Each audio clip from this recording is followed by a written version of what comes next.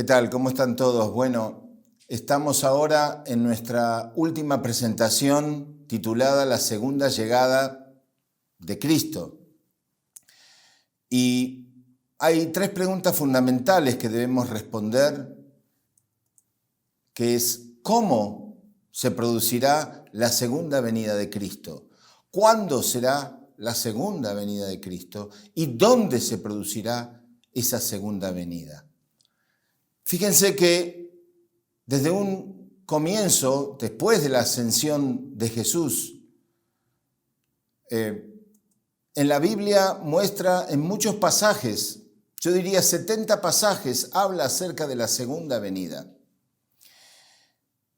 Y en Juan 16:25 Jesús dijo: os he hablado todo esto en símbolos y parábolas, pero ya llegará el día en que no les hablaré más en símbolos y parábolas, sino que les voy a hablar en forma clara acerca de nuestro Padre. Bien, este versículo muestra de que obviamente en tiempos de Jesús y debido a la falla de la responsabilidad del ser humano de no creer en Él, no unirse con Él, no se pudo aclarar los diferentes secretos de la historia. Pero Jesús dijo y adelantó que en el futuro, cuando el Señor venga, se va a clarificar todo. Y en Mateo 24:30 dice, uno de los versículos íconos, dice: entonces aparecerá el Señor del Hijo del Hombre en el cielo, y entonces lamentarán todas las tribus de la tierra, y verán al Hijo del Hombre viniendo sobre las nubes del cielo con poder y gran gloria. Bueno, este versículo está muy, tenido en cuenta por el cristianismo, pensando que el Mesías, Jesús, va a retornar desde las nubes del cielo. Vamos a ver entonces cuáles son las lecciones que nos da la Biblia para poder comprender cómo se producirá la segunda llegada de Cristo. Y hay una lección muy importante que es sobre el profeta Elías. Recuerden de que nosotros explicamos en la misión del Mesías que Elías fue un profeta que vivió 900 años antes de Cristo, ¿sí? Y en el proceso de estar preparando el camino para el Mesías muere, ¿sí?, por luchar contra profetas falsos. Y tienen una experiencia espiritual. En 2 Reyes 2:11 ven a Elías ascender al cielo en carrozas de fuego. Bueno, más tarde, 500 años después, en Malaquías 3:23 dice: y vendrá el profeta Elías antes del día grande y terrible del Señor. Malaquías anuncia que Elías ha de volver. Bueno, en Mateo 11:3 dice: y si querés admitirlo, él es el Elías que tenía que venir, refiriéndose a Juan el Bautista. Así que de esta manera nosotros estamos viendo de que Dios no trabaja de una manera sobrenatural. No es que Elías va a volver él, el mismo Elías, sino que viene otra persona en la posición de Elías, ocupando el rol de Elías, pero contemporáneamente a la llegada del Mesías. Eso nos muestra que es una lección que nos da para poder entender para la segunda venida cómo sería. Y fíjense que en Hechos 1:11 dice: así como lo habéis visto ir al cielo, así volverá. Y normalmente, como dije anteriormente, el cristianismo interpreta de que si subió al cielo, va a bajar del cielo. Pero considerando la idea de que Dios trabaja de una manera lógica, coherente, a través de personas, en esta oportunidad no va a ser algo distinto de lo que pasó entre Elías y Juan. Dios va a trabajar a través de una nueva persona. Y fíjense acá, dice, así como lo habéis visto ir al cielo, así volverá. Claro, ¿cómo lo vieron a Jesús ir al cielo? Lo vieron siendo perseguido, malentendido, crucificado. De la misma manera va a volver. O sea, otra persona, con otro cuerpo, otro espíritu, pero con la misma misión que Jesús tuvo 2000 años atrás, debe aparecer, así como Juan el Bautista, en lugar de Elías, debe aparecer y seguramente va a estar en una posición muy semejante a la de Jesús 2000 años atrás. Recuerden de que el Mesías se fue malentendido. Bueno, la segunda venida también puede llegar a estar en esa posición. Y seguramente el Mesías va a tener que dar explicaciones nuevamente. Fíjense que también podemos decir que hay versículos en la Biblia donde menciona que el Hijo del Hombre que va a venir tiene un nombre nuevo, en Apocalipsis 2:17, refiriéndose a una tercera persona, no al mismo Jesús. El que tenga oídos, oiga lo que el Espíritu dice a las iglesias. Al vencedor le daré maná escondido, y le daré también una piedrecita blanca, y grabado en la piedrecita un nombre nuevo, que nadie conoce sino el que lo recibe. Porque nace en un punto del planeta, ¿sí? Comienza a trabajar con sus primeros discípulos, ¿sí? Entonces va a haber un contacto personal con cada uno.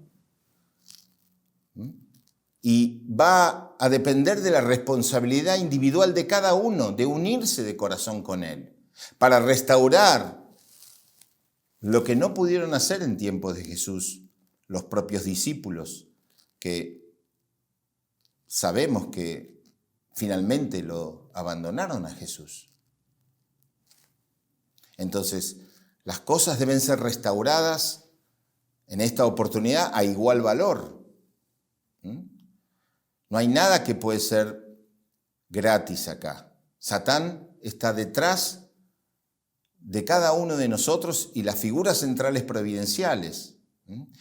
Deben esas figuras pagar el precio, la indemnización, hacer una ofrenda, para poder después ganarse el lugar. Entonces Satán dice, ok, y se puede retirar tranquilo, que no puede tocarlo. Entonces, la situación del Mesías en su segunda venida es una restauración a igual valor de la primera.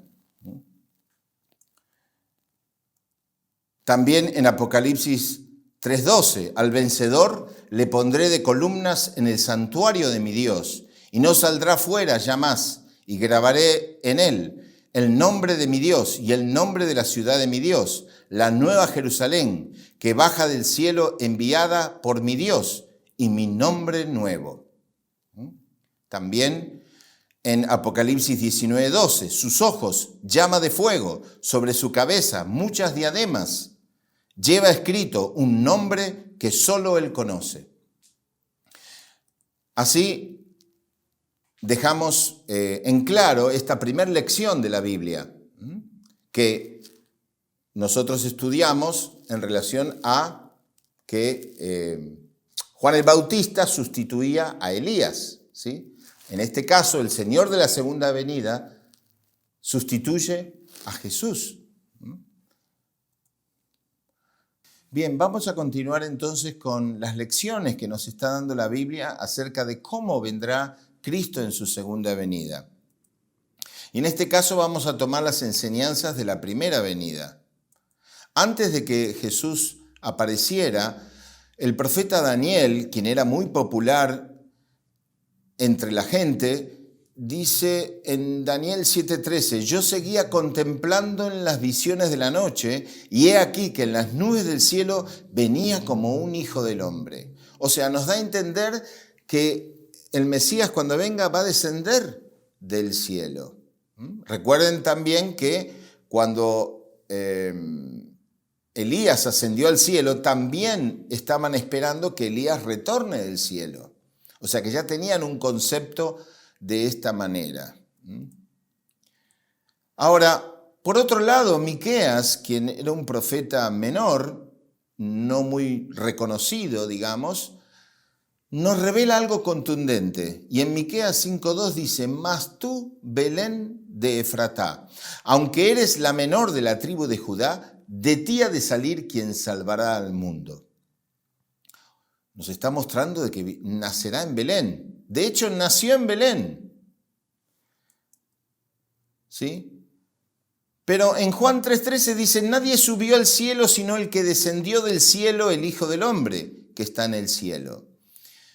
Acá tenemos que hacer una interpretación. Fíjense que cuando hablamos de cielo no hablamos de firmamento. Estamos hablando de todo lo bueno, lo puro, lo santo, lo sagrado, lo elevado, lo místico, ¿sí? Ahora, cuando hablamos de la tierra, que sería el opuesto, es más otro significado, que es algo profano, algo inmundo, algo bajo, algo caído, ¿sí? Entonces, desde esa mirada, Jesús en realidad nació en la tierra, pero vino del cielo, donde el Espíritu de Dios estaba con él. Todo su entorno era celestial, era elevado, era sagrado. ¿Se entiende? Desde esa mirada podemos decir de que ambas profecías están correlativas, si se quiere. Y además, en 2 Juan 1:7 dice, muchos seductores han salido al mundo, que no confiesan que Jesucristo ha venido en carne. Ese es el seductor y el anticristo. O sea que contundentemente había gente que creía que el Mesías realmente iba a venir del cielo, del firmamento, de arriba, ¿sí? Pero acá en Juan 1:7 quita toda esa posibilidad, declarando anticristo a aquellos que creían eso. Bueno, esto nos puede dar una enseñanza para esta época, ¿no? También el Mesías va a nacer en la carne, ¿sí? Puede haber una profecía como Mateo 24, 29, 30, que indica que va a venir desde el cielo con gran poder y gran gloria, ¿sí? Y todo ojo lo verá, dice. Sin embargo, en Apocalipsis 12:5 dice, la mujer dio a luz un hijo varón, el que ha de regir a todas las naciones con cetro de hierro, y su hijo fue arrebatado para Dios y para su trono. O sea, otra vez, ahora aparecen dos profecías que parecen distintas, una que viene del cielo y otra que nace de mujer. Estamos en la misma situación que la primera venida. Por lo tanto, como Dios no va a trabajar de forma sobrenatural, violando la ley de la gravedad, ni sus principios, entonces también en la segunda venida nacerá de mujer, pero en un ámbito celestial, donde el Espíritu de Dios esté con él, que viene del cielo. Ahora vamos a aclarar el significado de las nubes, porque recién hablábamos de que venía del cielo, pero en las nubes. ¿Y a qué se refiere eso? Primeramente, analicemos Apocalipsis 17:15. Me dijo además, las aguas que has visto donde está sentada la ramera son pueblos, muchedumbres, naciones y lenguas. Así que el agua está relacionado con gente, gente caída. Vamos a ver cómo se produce una nube. Y bueno, según el ciclo natural, el sol da en el agua se evapora y se forman nubes, ¿sí? Entonces, hagamos una analogía. Y fíjense, el sol en realidad está en la posición de Dios y la verdad. La verdad que trae el Mesías. Esa verdad que trae el Mesías va a dar en el agua. Aquellos que la toman, que toman responsabilidad, que aceptan la verdad, se van a purificar y van a conformar o consolidar nubes. ¿Sí? Entonces, sobre esas nubes viene el Mesías. En realidad, sobre las personas que dan testimonio de él.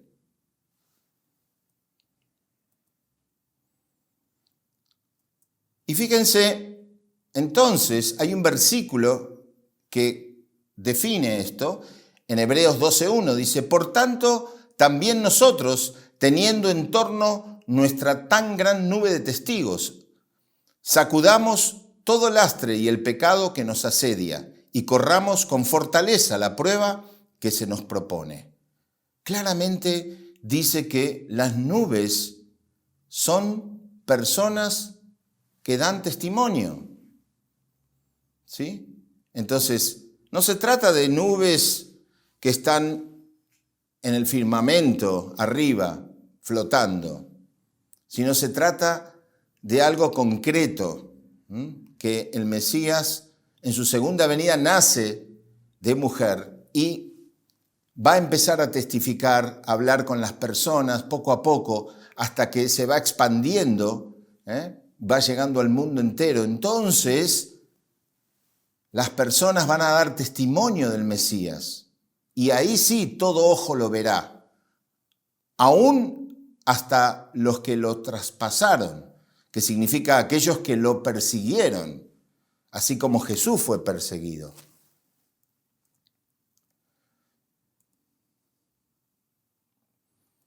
Bien,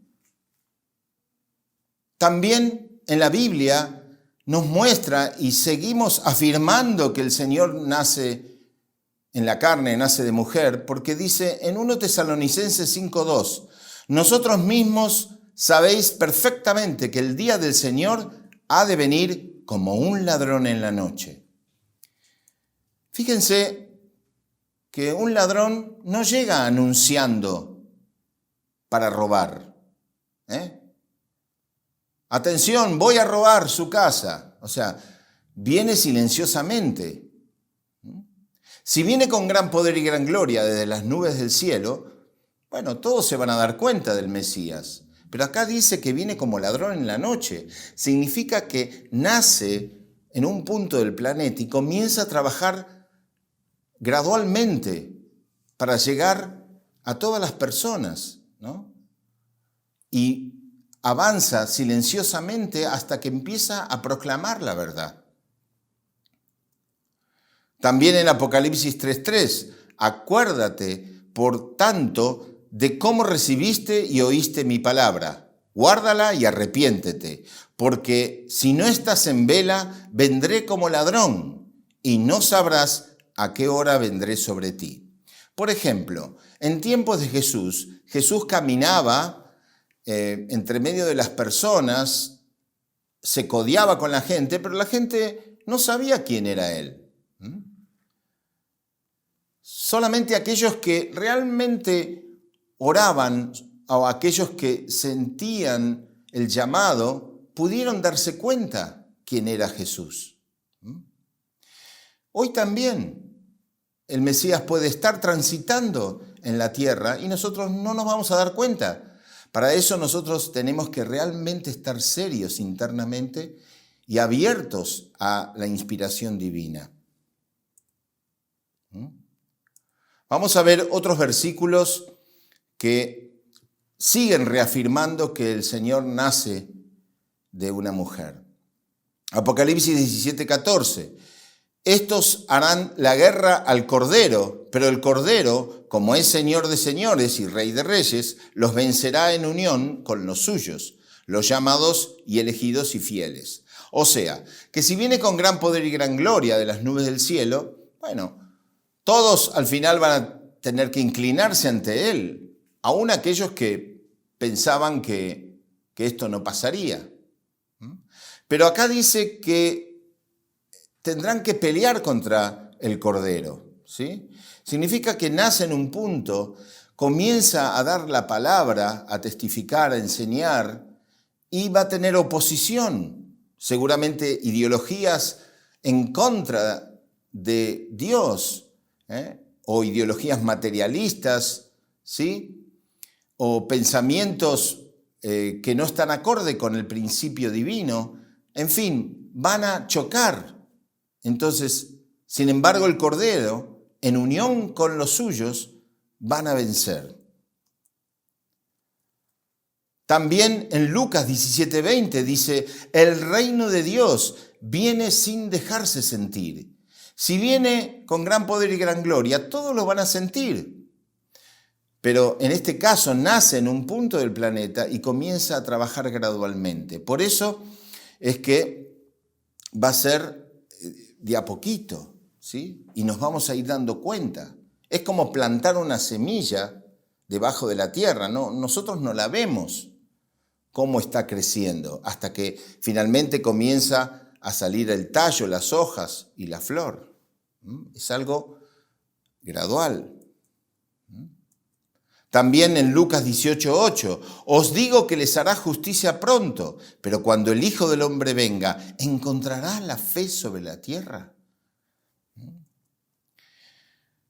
Jesús mismo estaba padeciendo de esto y estaba viendo que los propios judíos no tenían la fe suficiente para creer en Él.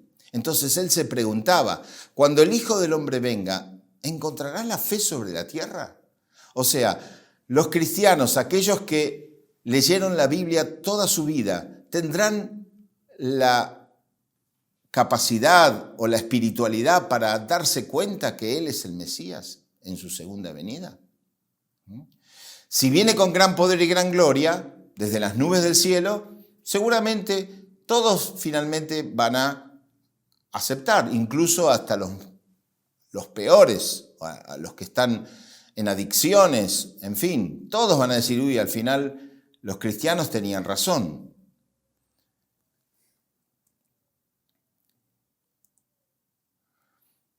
Y Apocalipsis 10:11 dice, y Él me dijo, es necesario que profetices otra vez sobre muchos pueblos, naciones, lenguas y reyes.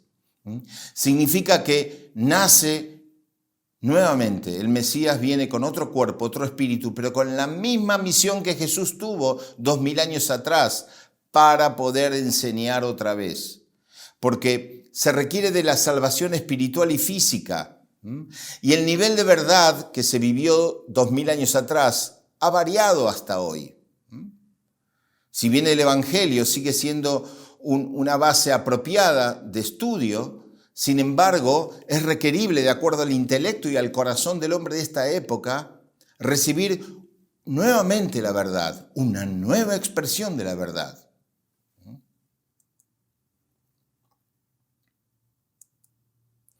Y en Mateo 13:31 dice, el reino de los cielos es semejante al grano de mostaza, como también dice, el reino de los cielos es semejante a la levadura.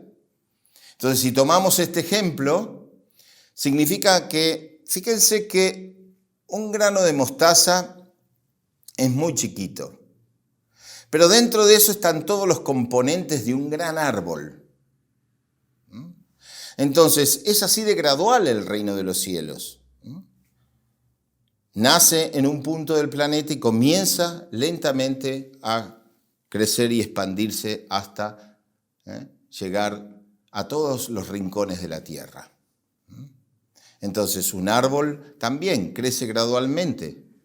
Ahí, en ese versículo, Jesús dice que llega a ser tan grande la copa del árbol que hasta los pájaros pueden anidar. O sea, se expande el reino de los cielos totalmente, ¿no? Pero empieza en un grano de mostaza, como así también en un poco de levadura que va creciendo lentamente. El reino de los cielos se construye gradualmente. Bueno, esto nos lleva a concluir de que el Señor nacerá de mujer. Entonces concluimos que el Mesías debe nacer en la carne, pero ¿por qué tiene que nacer en la carne? Porque tiene que establecer el modelo de las 3 grandes bendiciones.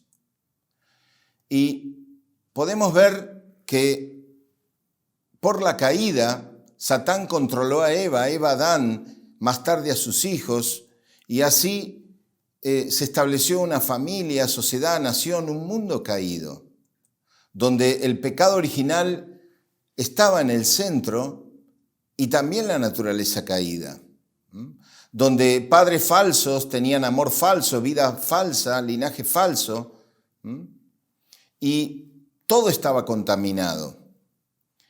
Entonces es requerible que venga alguien calificado, una persona con cuerpo espiritual y cuerpo físico para poder establecer aquello que Adán y Eva no pudieron cumplir, aquello que a Jesús no le permitieron lograr. Entonces es el establecimiento de una familia ideal. En 1 Corintios 15:45 dice que Jesús vino como el último Adán y en este sentido es necesario que venga nuevamente, porque en tiempos de Jesús, por falta de fe, incredulidad, no se unieron a Él y entonces murió en la cruz. Se logró la salvación espiritual, pero no la salvación completa, o sea, la salvación física. Pero desde ese tiempo hasta ahora han pasado 2000 años y el intelecto y el corazón del hombre ha evolucionado. Por eso el Señor debe volver y traer una nueva expresión de la verdad para lograr definitivamente la salvación completa. Entonces, obviamente Jesús intentó, ¿sí?, pero a formar esa familia, pero no se logró. Entonces es requerible, ¿sí?, así lo habíamos explicado anteriormente, es requerible un tercer Adán o la segunda venida de Cristo para poder lograr establecer padres de la humanidad, como se planeó desde un inicio, para que este hombre y esta mujer nuevos puedan reflejar la naturaleza de Dios. Dios, siendo invisible, se hace visible a través de este hombre y esta mujer, y llegan a consolidarse como padres verdaderos, con amor verdadero, vida verdadera, linaje verdadero. Entonces, de esta manera se conforma el deseo que Dios tenía. Y en Apocalipsis 19, 7, 8 dice: alegrémonos y regocijémonos y démosle gloria, porque han llegado las bodas del Cordero y su esposa se ha engalanado y se le ha concebido vestirse de lino deslumbrante de blancura. El lino son las buenas acciones de los santos. Acá se está hablando de las bodas del Cordero, o sea, el Señor de la segunda llegada viene para concretar las bodas del Cordero y para eso su misión principal es encontrar a una mujer que haya sido preparada obviamente por Dios para ser la que cumpla la responsabilidad de Eva por primera vez. Entonces, de esta manera nosotros podemos ver que el deseo de Dios es formar una familia celestial. Sobre esa base, entonces, sí podrá perdonar el pecado original a la humanidad. Excelente. Vamos a continuar ahora con cuándo se producirá el segundo advenimiento. Y nosotros hicimos un estudio bastante detallado sobre la historia del judaísmo, por un lado, hasta que vino Jesús, y del cristianismo, por otro lado, hasta que se cumplieran todas las condiciones para el nacimiento del Mesías. Y llegamos a la conclusión, sumando estos números que tenemos aquí, llegamos a 1930, ¿no? 400 más 400 más 120 más 400 más 210 más 400 da un total de 1930 años. Ahora, si tenemos en cuenta el comienzo del último periodo de 400 años, cuando aparece Martín Lutero y trae la reforma religiosa, fue en 1517. A eso le sumamos 400, da 1917 años. Entonces concluimos que entre 1917 y 1930 se dieron todas las condiciones para el nacimiento del Mesías. O sea que el Mesías nació.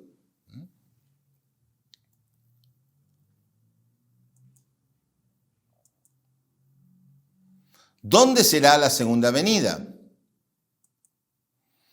Bueno, en la parábola de los viñadores homicidas, en Mateo 21, 33, 43, nos ilustra Jesús una situación, hace una analogía, y dice que había un padre de familia que compró una tierra, la delimitó, ¿sí? Construyó alguna infraestructura y la arrendó a esa viña, la arrendó a labradores. Luego, claro, mandó a sus siervos para cobrar el arrendamiento, pero esos siervos fueron rechazados por los inquilinos. Y hasta que el padre mandó a su propio hijo y los que arrendaban la tierra dijeron, vamos, ahí viene el hijo del dueño, matémosle y quedémonos con la herencia. Entonces, estos labradores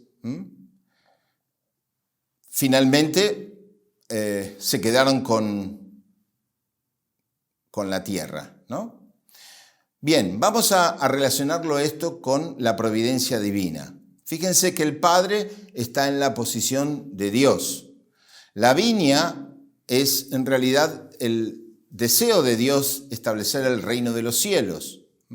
Los labradores son el pueblo de Israel, aquellos que alquilan la tierra.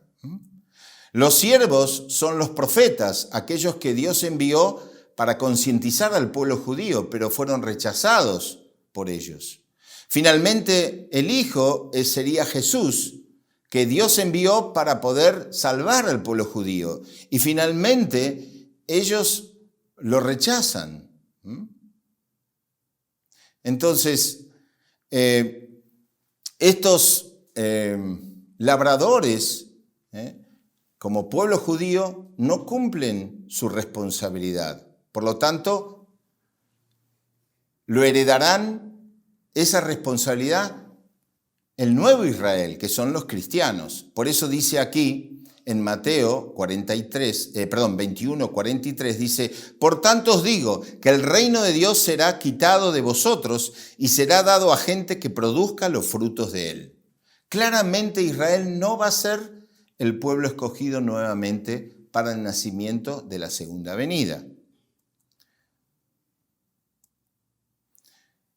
Entonces, en Mateo 24, 26, 27 dice, así que si os dicen, está en el desierto, no salgáis, está en los aposentos, no lo creáis, porque como el relámpago sale por oriente y brilla hasta occidente, así será la venida del Hijo del Hombre, ¿no? Así que estamos hablando de un nacimiento en oriente. no volverá a Israel. Y en Apocalipsis 7:2 clarifica y dice, luego vi a otro ángel que subía del oriente y tenía el sello de Dios vivo. O sea, el sello de Dios vivo es el Mesías. Y apareció en oriente. Bueno, tiene lógica. Medio Oriente ya no puede nacer otra vez, ¿sí? Occidente tiene corta historia, no reúne las condiciones. Pero Oriente sí, tiene una larga historia y muy semejante a la historia de Medio Oriente. Por lo tanto, seguramente hay países que se encuentran ubicados en el extremo oriente o lejano oriente, que pueden ser los calificados para recibir al Mesías, ¿no? Tenemos a China, Japón y Corea. Japón es totalitaria y adoran dioses y han perseguido al cristianismo. No reúne las condiciones. China, comunista, tampoco. Corea, nación más cristiana según Juan Pablo II. Corea está calificada para recibir al Señor. Hay 5 calificaciones de la nación elegida. Tiene que ser el objeto del corazón de Dios. O sea, tiene que ser una nación sufrida y perseguida. Y fíjense que Corea ha sido invadida a lo largo de toda su historia 930 veces. Fíjese que está ubicado de tal manera que es la entrada y la salida al continente. Su península lo permite. Así que los pueblos que salían del continente pasaban por Corea y la arrasaban. Los que entraban al continente pasaban por Corea y la arrasaban. Pero siempre tuvieron un solo Dios. Siempre confiaron en un solo Dios. Eran monoteístas. Y aún así, nunca perdieron sus tradiciones. Dice, fruto de las principales religiones del mundo. Ahí en Corea se concentran todas las religiones del mundo. Y es curioso porque tanto las iglesias cristianas como budistas, como confucianistas, ¿sí?, interactúan entre ellas y muchas veces comparten sermones entre ellas. Hay un gran ambiente interreligioso. También es la línea de batalla entre Dios y Satán. Está dividida en el paralelo 38, Corea del Norte y Corea del Sur. Comunismo, democracia. Y esto es el último bastión de esta división en todo el mundo. Por eso Corea es una nación escogida, una nación apropiada para el nacimiento del Mesías. Fundamento nacional de separación de Satán. Desde 1905 a 1945 fue invadido por Japón y fue oprimido por Japón, Corea. A tal punto que el principal foco de los japoneses era destruir las iglesias cristianas, matar a los cristianos. Murieron muchos cristianos coreanos. Entonces, reúne las condiciones para el nacimiento del Mesías. Además, tiene profecías mesiánicas. El Chungamnok es un libro que apareció 500 años atrás y revela que Corea es la nación elegida y que en Corea va a nacer el Mesías. De esta manera, nosotros queremos transmitirle a ustedes que Corea es la nación donde nació el Mesías, entre 1917 y 1930. Entonces vamos a entrar un poco en la vida del Señor de la segunda llegada. Y a la edad de 15 años, el domingo de Pascua, del 17 de abril de 1935, el joven Moon tuvo una experiencia mística con Jesucristo, quien le comunicó que había sido predestinado a concluir su misión iniciada 2000 años atrás. A partir de ahí, el joven Moon comenzó una intensa búsqueda de la verdad. En conclusión, él sacó a la luz el principio divino que hoy podemos recibir cómodamente en nuestras casas. Esta es la nueva expresión de la verdad. El término Cristo o Mesías debe entenderse en un sentido amplio. Su significado literal es ungido. Y no solo se refiere a Jesucristo, que fue ungido por Dios para la restauración de la humanidad, sino también a aquellos ungidos por Jesucristo para que continúen el trabajo de la restauración sobre su fundamento. Por lo tanto, cuando hablamos del ungido en referencia al Padre Moon, solo significa que Él es el continuador de la obra de Jesucristo. Fíjense lo que habla el Padre Moon sobre Jesucristo. Ha habido muchos santos a lo largo de la historia humana, muchos genios religiosos y muchos hombres sabios. Sin embargo, nadie pudo jugar el papel de Jesucristo, quien por sí solo nos lleva al Padre. Esto es debido a que vino en una posición sin manchas, sin pecado, la cual nadie más ocupa. Él es el único canal para alcanzar a Dios. A pesar de que Buda, Confucio y Mahoma fueron todos santos religiosos, ninguno de ellos tenía la relación con Dios que Jesús tenía. Por lo tanto, el nacimiento de Jesucristo como Mesías fue el día de esperanza para toda la humanidad. Al igual que Jesucristo, el reverendo Moon por mucho tiempo mantuvo el secreto mesiánico. Siempre pidió a quienes lo quisieran seguir en el difícil camino de la realización de la voluntad de Dios que estudiaran detenidamente sus enseñanzas y comprobaran la validez de su mensaje, e hizo especial énfasis en que oraran fervientemente y buscaran la confirmación y llegaran a la convicción y seguridad de que su mensaje viene de Dios. Este es el compromiso que les estoy ofreciendo, que oremos, que estudiemos el principio divino. Porque solo a través de nuestra propia parte de responsabilidad, del cumplimiento de esa parte, es que vamos a poder entender y creer si todo esto que han escuchado hoy es verdad. Sin embargo, el 6 de julio de 1992, en un discurso dado a los líderes de la Federación de Mujeres para la Paz Mundial en Seúl, Corea, públicamente declaró: «Yo he cumplido mi misión como el Señor de la segunda llegada, Salvador y Padre verdadero. Yo proclamo esto en este lugar porque ha llegado el tiempo de hacerlo». Fíjense las sentidas palabras que están en el libro de la autobiografía del Padre Moon, ciudadano global que ama la paz. Dice así: ¿por qué Dios me llamó? Incluso en mis 90 me mantengo pensando cada día, ¿por qué Él me llamó entre todas las personas de este mundo? ¿Por qué fue que Él me escogió a mí?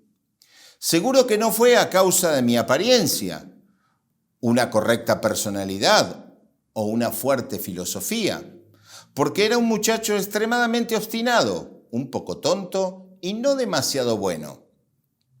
Si había algo, era mi corazón sincero hacia Dios, perdidamente enamorado de Él. El amor es la cosa más importante. En cualquier lugar, donde quiera que fui, Dios vive en un corazón de amor, incluso en el sufrimiento. Él estaba buscando una persona capaz de cortar el sufrimiento con la hoja afilada del amor. Esa es la razón por la que Él me llamó. Solo era un muchacho campesino que no había hecho mucho. Incluso ahora vivo agarrándome de su amor.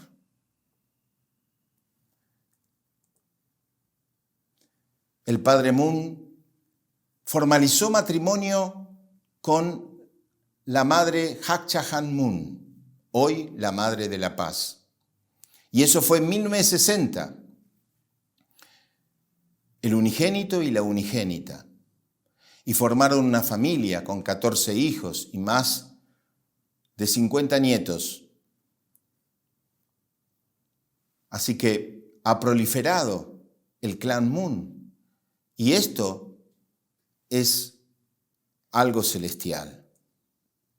Sin embargo, el 3 de septiembre del 2012, el Padre verdadero llegó a los 92 años y ascendió en armonía. Se hizo, como decimos normalmente, el funeral. En este caso, explicamos que es la ascensión en armonía. Después de un largo camino, de un largo trabajo providencial, él abandonó este mundo físico. Entonces, a partir de ahí, le sucede su amada esposa, la Madre de la Paz, la señora Hak Cha Han Moon. Como les dije, la gran misión que tuvo el Padre verdadero es encontrar a la Eva que pudiera acompañarle para conformar el matrimonio de padres verdaderos de la humanidad. Bueno, eso está consolidado y está conformado. Y es una cuestión de nosotros creer a través del estudio del principio divino, de leer las palabras de los padres verdaderos. Más de 700 volúmenes se han escrito. Y a partir de ahí, entonces, nosotros podemos abrir nuestra mente y corazón e ir en busca de la salvación completa para recibir la bendición donde puede ser cortado el pecado original que nos conecta con la caída. Bueno, de esta manera quería dejarles este mensaje y espero que reflexionen y que oren y estudien. Muchas gracias por su atención.